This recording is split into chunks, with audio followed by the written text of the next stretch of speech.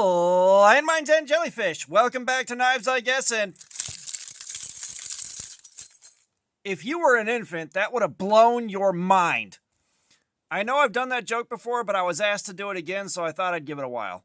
But do me a favor and hit that like button or you'll never get to be an infant, and we just did a live stream going in on the Cold Steel Code 4.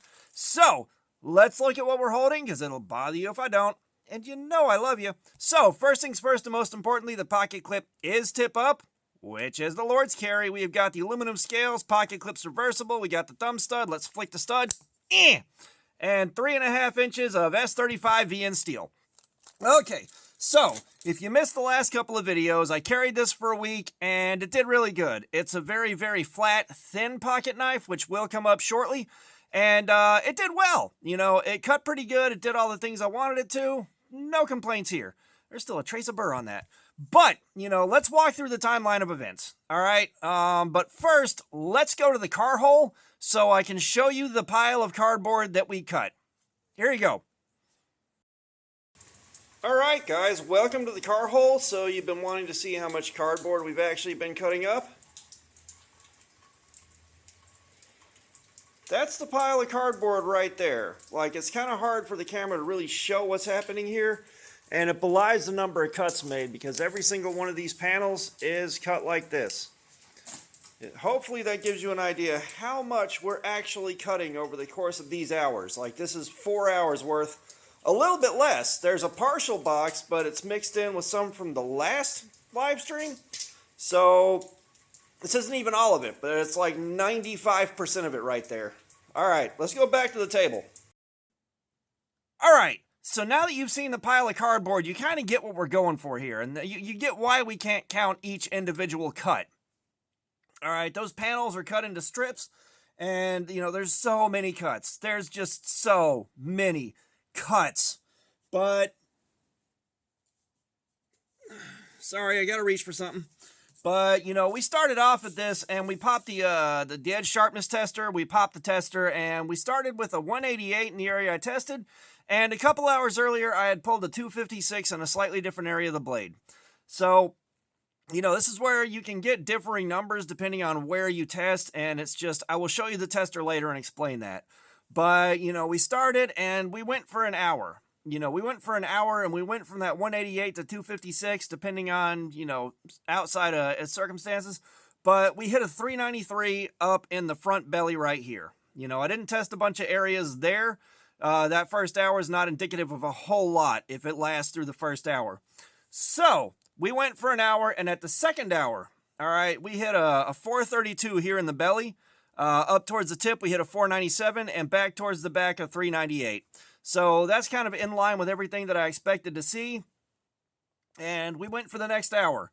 And we pulled a 446 here in the belly. We pulled a 460 towards the tip. And towards the back of the tip, we pulled a 535. I call this back tip, front belly, belly, and heel. So, you know, we went through and we did 4 hours. 4 hours. And up towards the tip, we pulled a 487. Towards the back of the tip here, we pulled a 580, and then back in the belly, we pulled a 526. Now, there was probably a 600 some odd in there, because that was at the end of the fourth hour, and we started off that fifth hour, and we immediately got this. This is where we call it at a devastated edge. It can't cut anymore. You have to sharpen it. Okay?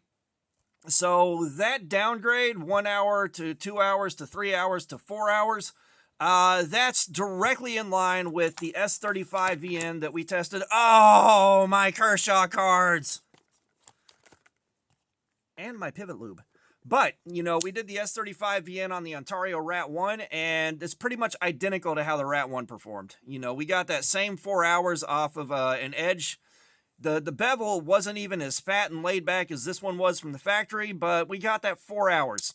So, you know, we got the 4 hours, and I'm going to say right now with the ergonomics, they're okay. The ergonomics are okay. At about an hour and a half in, I started feeling my hot spots right here and right here where I was gripping the knife, which isn't too bad considering how thin this thing is. It did do a good job protecting my hand from the gap between the scales because the triad lock's right there. So I can't really complain too much about the ergonomics. Like, they treated me well enough. you know, it didn't, the hot spots started, but they did not get any worse over the course of the night. They stayed at pretty much the same condition the rest of the night once they started. That's not too shabby, I'm going to be honest. I have handled so much worse so many times. But, you know, we stopped and we took our time and we sharpened this thing. And I discovered, like every other cold steel I've sharpened at this point, the bevel was two different angles. One bevel was like around 22 degrees. I think it was this side right here. This bevel's a little bit more laid back than this one now. And then this one was right around 17 degrees. That's been the last couple of cold steels I've sharpened that had the same thing happening. So I'm less mad about a limit of a factory edge on, say, the 4MAX Scout. But I hate sharpening these things for that reason. We had to hog off so much material to get down to a 17 degree angle. Like, you can kind of see how just absurdly fat that bevel is now. Don't get me wrong, I like a nice fat bevel. I like them polished up real nice. This polished up pretty good, but I was there forever hogging off material. This is again where I wish the Worksharp Precision Adjust Professional came with a 100 grit stone for doing the profile before you switch over to the finer stuff, but it doesn't. So it took forever. If I would have had nicer freehand stones, I would have freehanded this, and I probably should have done that in the first place, but I wanted to get to that high degree of polish. I wanted to put my kind of edge that I wanted on it. Now, once we got the edge on it, oh my God. So let's take a look at how it's cutting now. Come on, get over here. Absolutely effortless. Absolutely effortless. You know, it sharpened up very, very well. I know somebody in the comments said that S35VN doesn't like taking a polished edge, but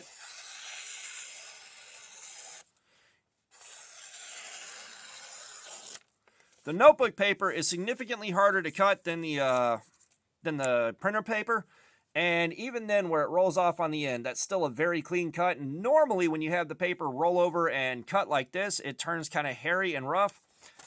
Didn't even do that. So let me get the paper dust wiped off of this.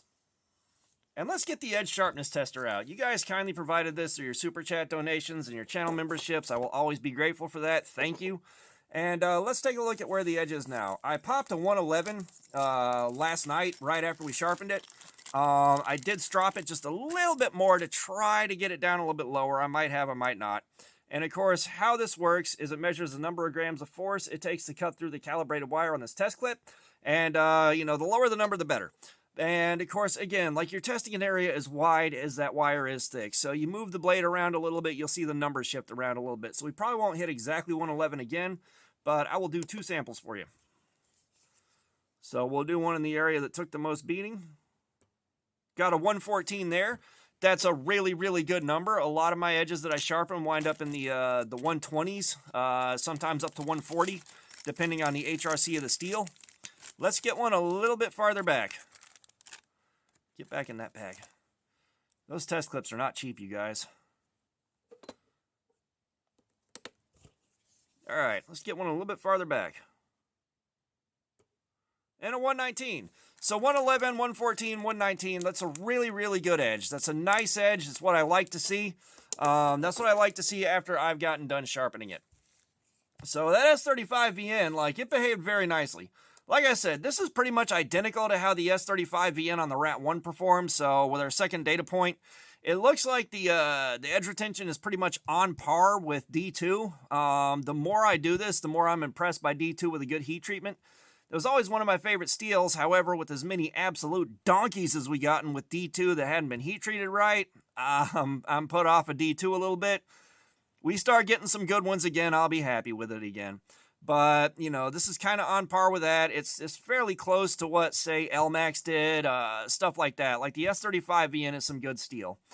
But, you know, overall, I had a good experience. It was a great time. If you haven't checked out the live streams, you probably should. There's some beautiful chaos. But, you know, I'm really happy with this thing. I'm not happy with the work that I had to put into sharpening it because of knocking down that 20 to 22 degree edge bevel on one side. I don't know why cold steel does that. It drives me nuts. But, you know, what do you do? It's sharp now. I'm happy with the edge, and I'm happy with the experience overall. It carried nicely. It cut well. You know, I liked the thin flat profile. The ergonomics were okay, and the edge retention was very solid. The edge retention apparently is good for S35VN. So, yeah, you guys know I love sharing with you what happened during Cardboard Slayer. That's what happened with the Code 4 during Cardboard Slayer, and I can't think of anything else to add. So, all that being said, thanks for looking at my crap. Subscribers, you guys are awesome. Y'all keep coming in. I appreciate you so much. If you haven't subscribed, please do. We got live streams, regular videos. There's plenty of activities. Comments, I love some feedback. Let me know what you think about this thing or anything else. And of course, we are going to plug some products from friends of the channel. They're not affiliate links. I don't make any money, just supporting some friends. And I've got my Amazon shop linked. You don't have to use it, but it's the easiest way for me to show you a list of the things I've found recently that I think are pretty cool. But here you go.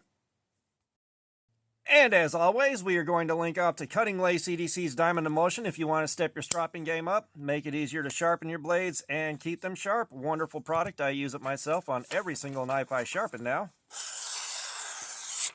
And we are going to link up to Mad Yocco's Wax. If you want to protect your blades that are prone to corrosion, if you want to darken up the color of your micarta, or take care of a million other things, he is going to be on Blade Binge with his wax. Alright, just supporting some friends of the channel and some small businesses. All right. Y'all have a nice day.